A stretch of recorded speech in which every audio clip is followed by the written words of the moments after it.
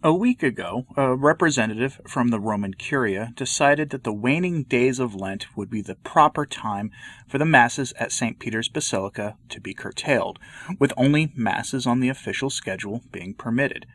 The long tradition of St. Peter's Basilica is that the faithful can attend the Mass at the side altars and side chapels at the Basilica at virtually any hour of the day, as long as they find a priest who is willing to say the Mass, and it can be done in either the Novus Ordo in the language of their choosing, the traditional Latin Mass in its low Mass form, or even in other Latin Rite liturgies like the Ambrosian Rite or the Dominican Rite or anything else that would be compatible with the setup of the side altars.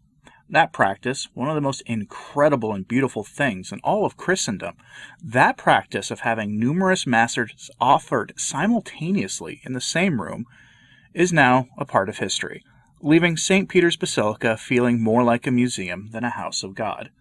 Numerous clergy have described the feeling as being something different than anything they've experienced in that holy place in all the time they've been in Rome.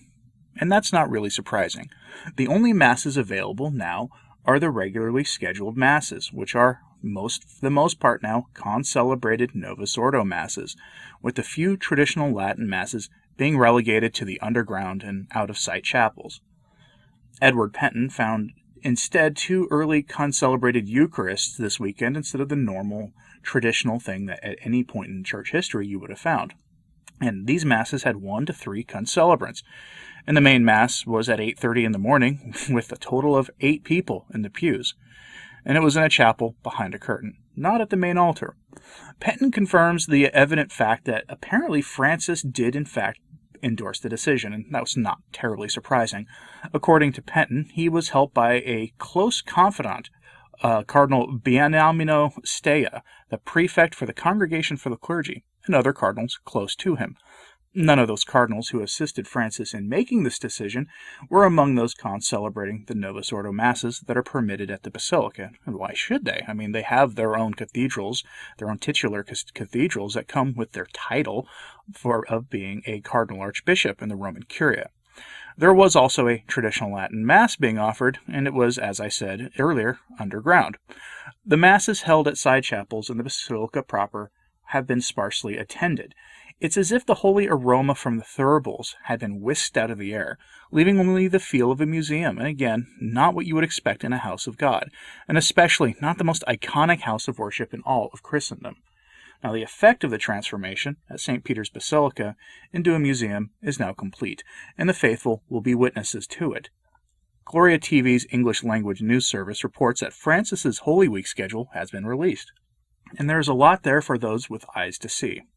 Quote, the Vatican published on March 23rd Francis's Easter calendar. He will preside in St. Peter's in the presence of a very small congregation. The Palm Sunday procession is no longer on the schedule. Cardinal Ray, age 87, will replace Francis at the Eucharist of the Lord's Supper in St. Peter's. Until 2020, Pope Francis celebrated this Eucharist with a foot-washing ritual. Now that he's not going to do this, it seems he has lost interest in the liturgy. The Way of the Cross will not take place at the Colosseum, but will be a Francis one-man show in front of St. Peter's without the faithful. And due to the local conditions in Italy, the Easter Vigil will start at 7:30 p.m. The Urbi et Orbi blessing will not be from the loggia, but will be inside St. Peter's.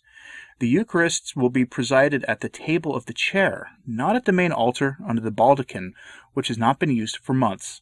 End quote. Did you catch that?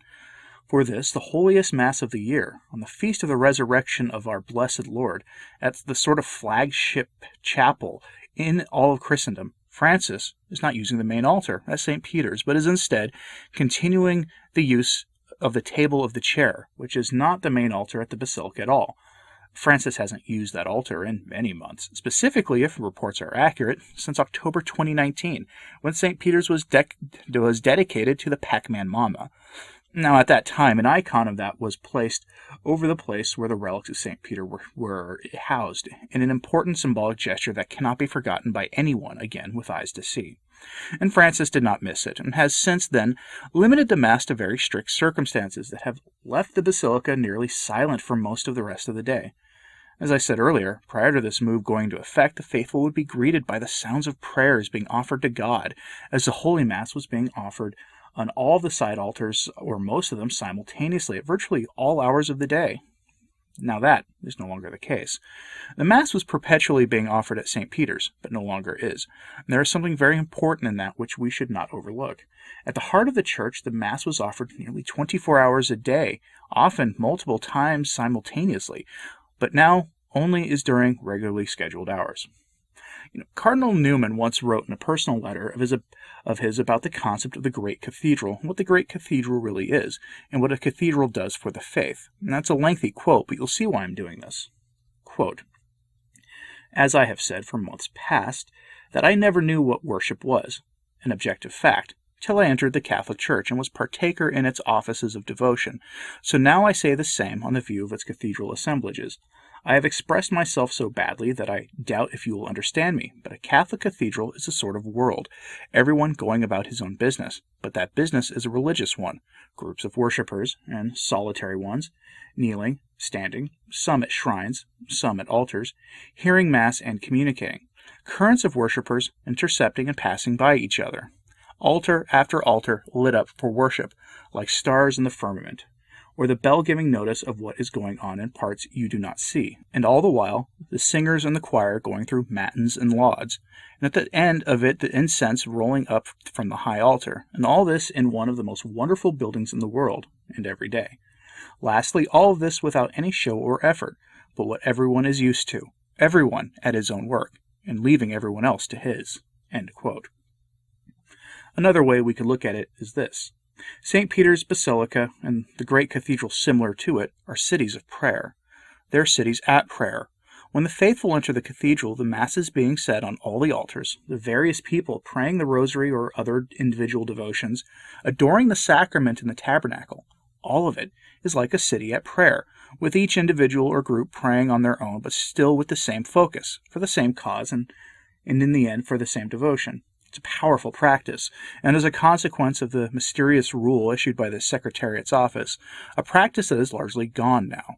The cathedral, St. Peter's Basilica, is largely quiet, a museum that is a testament to the glorious past of the Church, but now accurately reflects the condition of the Church in our present.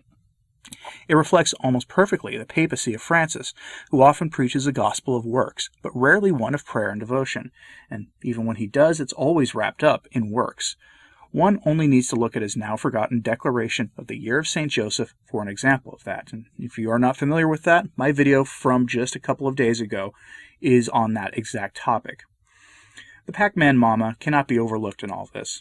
Recently, Anne Barnhart posted her personal account of something that she experienced years ago at St. Peter's Basilica. If her account is accurate, then what she experienced was an encounter with the infernal. Her story has taken off, flying to all corners of the internet, so you may have seen it. If not, instead of recounting the details of it, I'll let you read it for yourself. I've got it linked in today's show notes at returntotradition.org, as usual. She experienced contact with the infernal when she attempted to go to confession in St. Peter's. And when she reported her experience to one of the prelates in charge of the basilica, he acted not surprised in the least and said that there was nothing that could be done, and that no one in the Roman Curia was the least bit interested in that, as if he had heard this story from numerous others before. She recounts going to a nearby Dominican parish and making her confession there afterwards, and telling the priest what had happened, and he wasn't surprised either. And this was before the Pac-Man Mama was celebrated in St. Peter's in 2019. Again, it was before all of that. And all I am reminded of in this is Malachi Martin's Windswept House and the famous story that opens that novel. Now, what do you think? Am I wrong to connect the Pac-Man Mama to the state of the Basilica and to Windswept House? Let me know in the comments, please, and like and subscribe. It really does help this channel. And please pray for the Church. Thank you for listening. I'm Anthony Stine. Ave Maria.